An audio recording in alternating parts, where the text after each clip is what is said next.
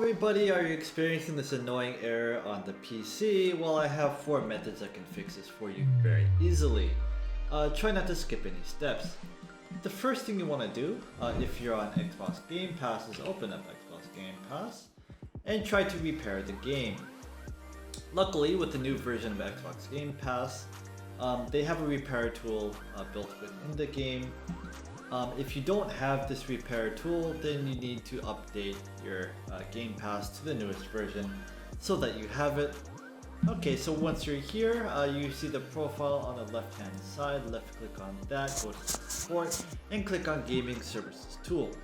That's the first thing that you want to do. If you've done that and it still isn't working, let's go on to method number 2. So method number 2 is to go to search, go to PowerShell, right click on PowerShell, click Run as Administrator.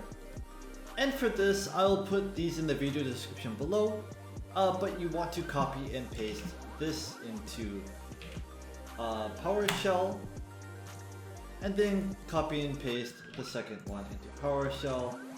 Then once you've done that, you want to click Install, and this will uninstall and reinstall Xbox Game Pass. And this solves a lot of errors for many different people. Now, if you've done this and it still doesn't work, try to move on to method number 3. So method number 3, you want to go into apps. So go search here, go to settings, go to apps, go to installed apps, and find the game that you're having an issue with. Let's say Stalker 2 Heart of Chernobyl. Click on advanced options and click on repair and reset. And that will basically repair a lot of corrupted save files or temp files that the game has created. So this does tend to fix the issue for a lot of different people.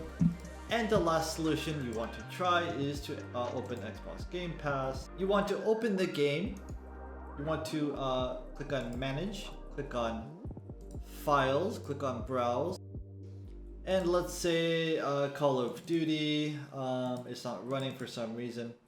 You want to find the Call of Duty launcher or the application for Call of Duty. If I double click on this, it will launch Call of Duty. You want to right click on this, go to Properties, go to Compatibility. You want to run the game as administrator. And if that doesn't work, you want to try to run this game in compatibility mode for Windows 8. This solves the issue for many different people for whatever reason. I hope one of these solutions has worked for you. If it did, leave the video a like. If it didn't, leave the video a comment, and I'll do my best to get back to you.